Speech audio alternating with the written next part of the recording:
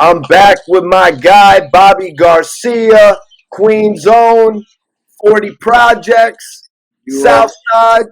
you are ready. We back outside, man. Bobby, what's going on? We got a lot to talk about. You already know, Mike T. I'm chilling, man. Regular shit out in the neighborhood, chilling, enjoying the weather. You feel me? I just moved myself over away from everybody so you don't see none. They got the sun on the grill over there. It's just neighborhood vibes, man. Nothing but good vibes in Southside Jamaica, Queens. That's what's up, man. Jadakiss and Fat Joe started their podcast. Yes, they did. Man, how was everything? You know, they dropped the sign for Freaky Ty, right? Oh yeah, we put the mirror up. Yeah, that shit is up. You know what I mean? That shit is nice out there for a time, man. They named the streets. They named the streets over. You know what I mean? Raymond Rogers. You know what I mean? Why did they do that this year? I mean, they had to put the signatures in and go, hit the city, see the politicians and all that, and make things happen. It took about a year, 2 years. You know what I mean? But they was on it and they made it happen. You know what I mean? Freaky Cop, J Ball, Tito, I think Cheeks was out Mom. there. Yeah. Spig. Big Cheeks, the whole mob, everybody was out there. Everybody that loved Ty, everybody that's from the community, that's a part of the Lost Boys family, and everybody that's in tune with the Lost Boys. And Lost Boys been out for years, 20 years, 30 years of this, 3 decades. So it's like they was out there for the family. You know what I mean? Domination was outside as well. Damo Dominate, was home. Domination was out. That was my first day seeing him since he came home. That was a good look. You know what I mean? That was, it's just a good vibe to see your brothers come out of the penitentiary, just get back on land. You know what I mean? Earth is our turf, so that's the best thing to see the brothers home. You know what I mean? How did Domination's spirit seem, man? I'm sure everybody wants to know. The spirits was back up. You know what I mean? He home. He back out. You know what I mean? So his spirits is up. To me, he looked like he ready to get in tune with what he do. If it's music, it's music. If it's something else that he love, he do. But that's Damo. He looked like Damo. You know what I mean? Domination, there was something about him, that combination of Domination and Bangum Smurf. Was there anything else like that in Southside or New York in general? Nah, because at the time when 50 was coming out, when 50 was doing him, I watched my boy form like Voltron and came up with the Silverbacks. You know what I mean? And Damo was the head. You know what I mean? And he was doing what he had to do with the music. Boy got bars, and he just that's Damo. You know what I mean? You know what I mean? It's a joint that he did years ago with me and my brother, and he told him act like a frog and leap. That'd be your last jump. You know what I mean? Damo had bars. You know what I mean? But yeah, regular shit. Damo, my brother, his family. You know what I mean? Smurf did his thing out here in the streets. You know what I I'm mean? so glad he's He home. grabbed up the boys from all over and did what he had to do. That's all. Love is love. Maybe I'm going a little bit far here, but the Bangum Smurf and Domination connection was almost like Puffy and Big. Yeah, but they was a little more gangster than it. It wasn't that too much commercial rap like that when it came to Domination. He had some bangers and it was hard. Biggie, he found a way to break the industry with the commercial. Rest big, but that's like that's two different to me. That's two different like categories. You know what I mean? Oh They yeah, for sure. they had chemistry like Big and Puff. They relationship like how they ran and Smurf talked on the records and Bingham came out. Domination came out and spit them bars. Know what I mean? So that was the chemistry. Bring the team together with Domination out in Queens. That was dope. Facts, man. And you were out there with Fredro Starr, the Tunnel, man. Yeah, What is it? What do you think seeing Fredro doing something like the Tunnel? I mean, to me, it's dope because I'm a brother that been in the tunnel before. You know what I mean? We done left here, left the hood, jumped in the motherfucking Supra. You know what I mean? The Super Coupe back then, going up to the tunnel 93. I'm talking about it was crazy. You know what I mean? Long as if you was getting money, Queens get the money. If you was getting money, you was in tune. The tunnel series should be dope because the tunnel used to be dope, man. You know what I mean? You go to the tunnel, man. Pay to pass the line and then pay to get in. Like that's how we was. Like we have to be like, let's just go straight through. We not waiting on the line because the line would be crazy. Then it's time we go to the tunnel and we get up there towards the West Side Highway, and we bust that right to go down that tunnel block, and the sheriffs would be there for niggas that got tickets on their cars. So if you was getting paper and you had tickets on your car, and they took your car right there, you were just pulling that money out of your pocket. If you owe 2,000, 2,500, you like, yo, take that car off that lift, man, and you gave them that bread right there, and they knew right then and there, oh, them niggas getting money, because they just tried to take their car, and they just paid them right there. That's that's the tunnel days, going into the tunnel crazy. You know what I mean? Did you get to talk to Fredro while he was out there filming? Yeah, I got to talk to him. He said thank you to me and Mook, because when he called me and Mook, he told us they was coming through because they was running around. They was right on Jamaica Avenue at Hall of Fame. They did the Bronx. They ran around New York City, man. And then at the end of the night, he like, yo, we got to stop by 40 Projects. He got in contact with the brothers, and we had everybody come out, make sure the series and everything get right. They get their shots out here in South Jamaica, Queens on the land. You know what I mean? It's nothing but love, man, out here with us. Nothing but good vibes and love. Open doors for got outdoor open for everybody. You know what I mean? Bobby, first of all, I just wanted to get your overall thoughts on Jim Jones calling out Nas. How are you looking at this whole thing? Whoa. My thing is this. I got a lot of love for Jim, and I got a lot of love for Nas. But it's just that you can't. Listen, man. They were just on the block talking about this shit, and one of the kids said, "Man, Harlem must got some good crack." Niggas started laughing. You know what I mean? Like, who who who would think? Nas. Come on, man. Like, come on, man. Like Nas, Jim. That was the wrong guy. I mean, Nas, he threw his shots back in the days at him. They threw their shots. I guess he felt he more relevant, or just more. I don't know. That's hard to me. It's just like this. If you ain't paying attention, Nas just dropped King Disease and got an award for it, and everybody wasn't paying attention to the promotion or nothing. And he put this shit out, and King Disease he got an award for King. You know what I mean? And it ain't like the label put a date out when it was dropping. They put it out through the internet, and it went haywire. So that should show homeboy right there. Like, he been quiet, but he's still selling records. People still looking for Nas. King Disease dropped. Both of them joints sold records.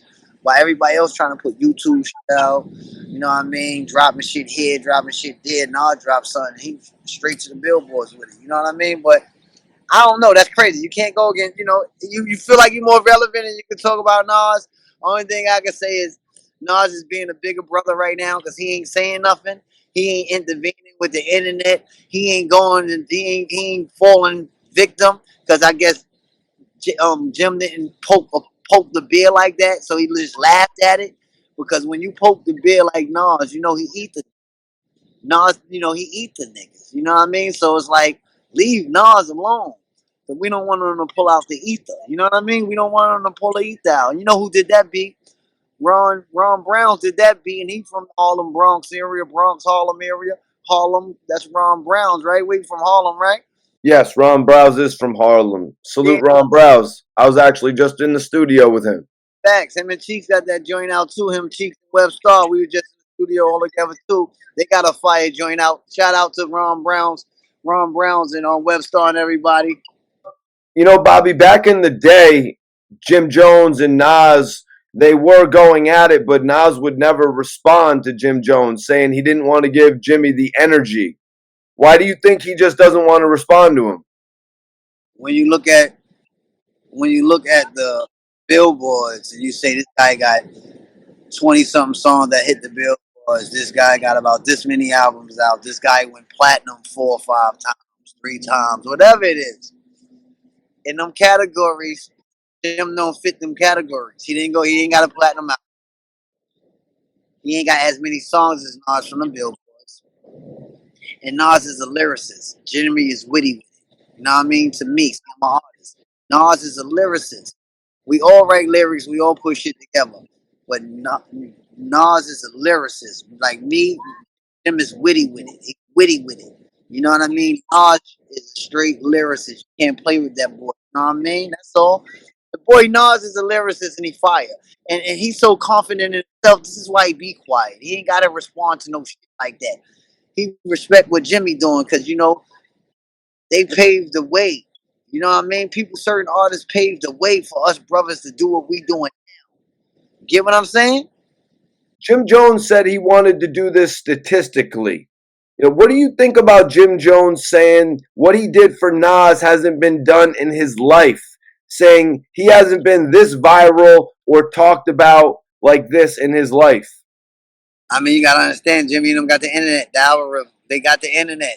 You know what I mean? Right now, there's an internet game. You know how it go, Mike. You are one of the greatest Mikey T, the movie stars, podcast guys that's out. You know what I mean? I give you your props. You do what you do. You just like anybody else that got a podcast that's trying to get the awards and do what they got to get the awards. So you're gonna get the award one day too, because you are persistent. You keep going with what you love to do, interviewing people. Appreciate that. I mean, and being involved and in tune with people. You're not scared to get out in the world and go out and be in tune and around people. So you're gonna get your dues. You know what I mean? That's what's life about. People get their dues in their time. And you know what I mean? As long as you're alive and you're here on this earth, anything can happen.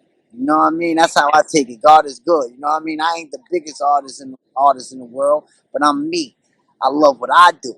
You know what I mean? So Jim love what he do, Nas love what he do, and we all different individuals with different characters and personalities. So you know what I mean? They could get it twisted with the bullshit saying who's the better, but we all black, man. Jim, you know damn well Nas is fucking super fire, and you know what I mean? And just keep the algorithm going for the internet is cool. You know what I mean? He might not been this relevant like you on the internet, but he's relevant when it's time to drop a song on the internet. See, that's what he gotta understand. Nas probably ain't looking for algorithm. He probably looking for what he sell. King Disease went crazy. If you look it up, what it say on King Disease that he sold? You know what I mean? Think about it. Yeah. King's Disease 1 sold 47,000 copies first week. King Disease 2 sold 56,000 copies first week. First week. And then his third album sold 29,000 copies first week. King Disease 2 even received a Best Rap Album nomination. That's what I'm talking about right there. That's what I was talking about. I wanted you to bring up. I knew he got nominated for one of them joints he dropped, and everybody didn't know it drops. And then he actually won the Grammy for King's Disease 3. See what I'm saying? You see what I'm saying? So somebody's looking. You know what I mean? Like everybody dropped music. Everybody got their platforms. Everybody is running around. And, you know, they getting money. Like I tell you last time we was on here, we got to start respecting our craft from each and every one of us, regardless what it is. You know what I mean? If you're doing music, love the person next to you that's doing music so everybody can keep coming up. We ain't the young boys. We ain't drilling. We ain't killing. We chilling. So when it come like the Nas and Jim Jones, we at the age where we supposed to show the kids to follow the right shit that we doing. We ain't got to keep thinking we better than one another or more relevant than one another when everybody is doing good things in the industry. You heard? Going back to the Grammys, the nominations, Charlemagne actually pointed out that Nas is currently a more searched artist even on YouTube than Jim Jones. Nas is a beast, man. Y'all know that. The world know that. You know what I mean? The world know that. You know what I mean? I go to Jacksonville, Florida. Young people still listen to Nas. I go at it's just all over, man. Come on, man. It's just if people gonna reach out and search for Nas because he's a lyricist, they want to hear the craft. They want to hear the witty. They want to hear the lyricist of Nas. You know what I mean? All over the world, man. That boy's a beast, man. Regardless that he ain't going crazy on the internet screaming out loud for help. He just making music, and the people that's his fans and love him, they gonna cop his music. That's what it's about. Having a strong a strong background that love your fan base and what you got in this world. That's what create us, the artists and us, cause who love us. You know what I mean? Who love you all over the world for you. You know what I mean? That's what make the artist. You know what I mean? Can't stop that. Nobody can stop that. What did you think when Jim Jones said Nas had a smooth run in the 90s, but it didn't carry over, stating that he didn't get to finish his mission, that he was supposed to be a leader. He is a leader. He got nominated. He just was on a big stage that everybody don't get to go to. So how deep is that? How many years Cheeks was in this game? The Lost Boys. How many years it took him to get on a big stage with Diddy when Diddy brung him out for the awards? You know what I mean? When you come out for the awards, y'all different. Y'all should appreciate life. You know what I mean? What did you think of Fat Joe saying he couldn't even compare the two, Nas and Jim Jones? Because Joe been in the game, man. Joe been in the game. Joe been here. Joe been in the game. You know what I mean? He ain't gonna bite his tongue. He watched Nas on his come up. He watched Jimmy on his come up. Joe been around. You can't, Joe he got a hell of a opinion on how he feel because that's Joe. Gotta respect that. He ain't got it. He not gonna utter, or he not uttering or no answer on that. You should know the answer, Jimmy. That's Joe. Yeah, Jim Jones went as far to say, yo, Nas is your friend, you and Jada.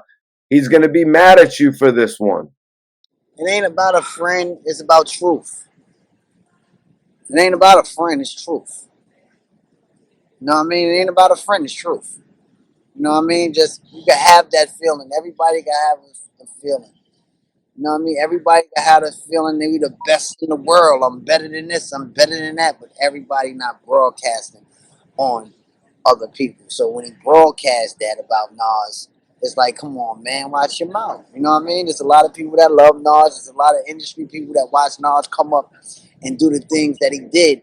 So it's like, wow, that's the industry talk. Like, wow, did he just say that? You know what I mean?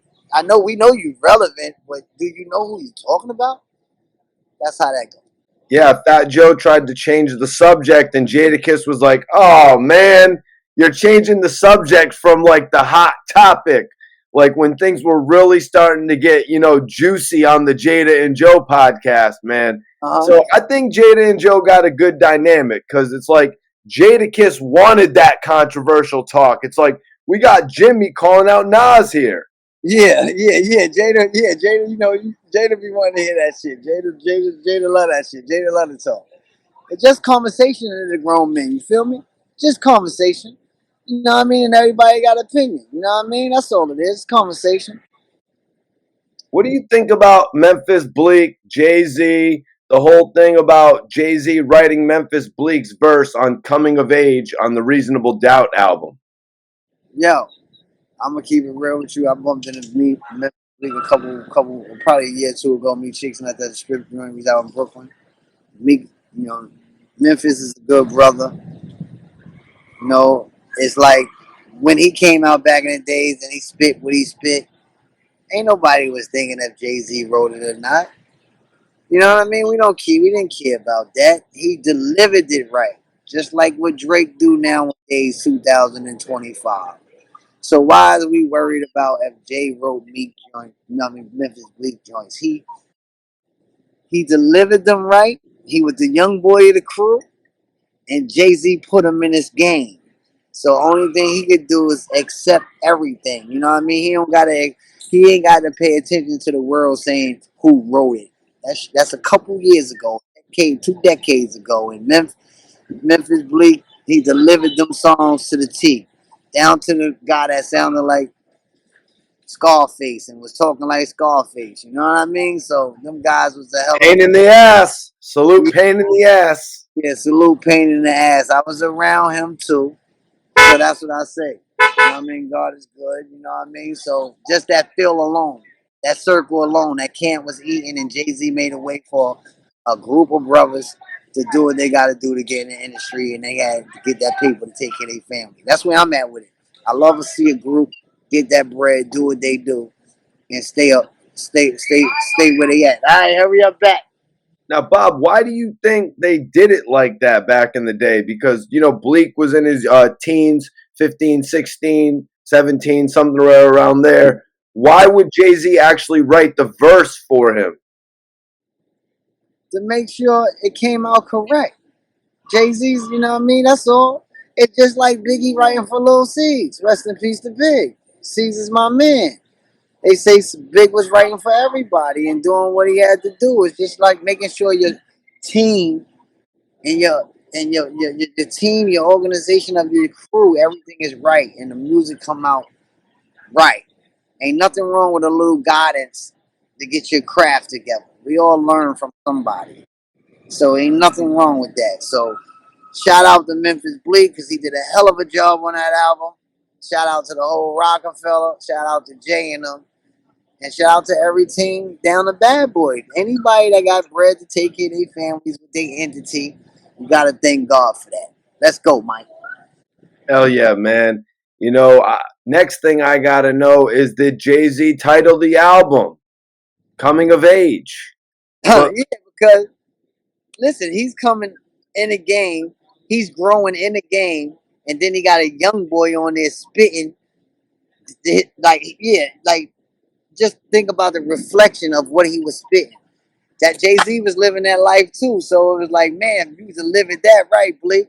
So you know what I mean? That was one of my favorite joints from the album, his intro coming in on Jay-Z joint. So shout out to Bleak again. And anybody that say Jay-Z wrote, so what? There's a lot of artists that had ghostwriters in they camps to make sure their songs came out perfect.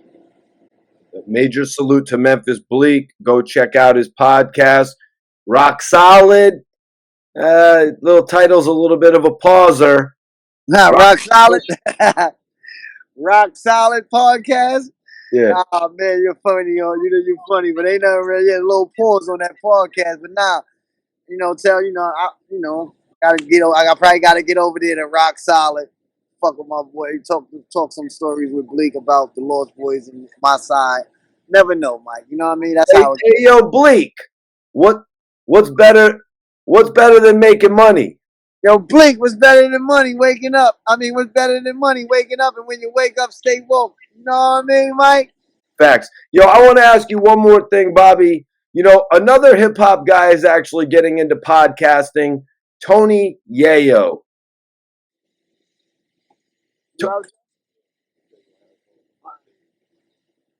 Another hip hop guy's been getting into podcasting, Tony Yayo. He's been venturing off into that world, and he says he has one coming up with Uncle Murda. What's your take on that?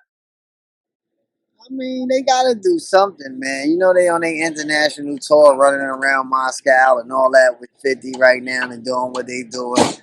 They gotta thank God that they doing something. So when they come back, you know what I mean, from their shows and they put that money together and start a podcast, hopefully it go good. You feel me? That's it.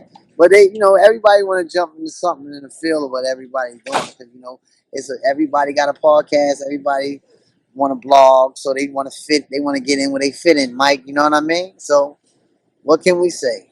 Tony Yayo's been opening up in interviews recently, even admitting that he got robbed when he was younger, when he was in the early high school years, that he got robbed back in New York. And that's what podcasting is about. It's about telling your whole truth, not holding back. So I kind of respect that about Yayo, and he's going to need to do that to win in this area. Yeah. And then Yayo make up a lot of stories.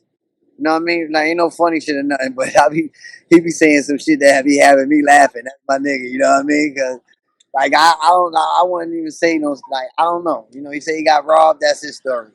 You know what I mean? But like I told you before.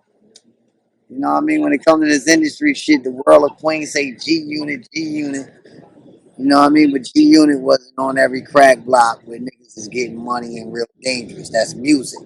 You know what I mean? That was music. You know what I mean? We are happy that 50 made it to where he at. You know what I mean? Real street niggas congratulate what he did and who he rocked with and who he helped. Real street niggas love this shit. You know what I mean? Only haters is mad. But real street niggas that get money, they love this shit. He's always welcome. This is why he come through here. He's always welcome. What's up, baby boy?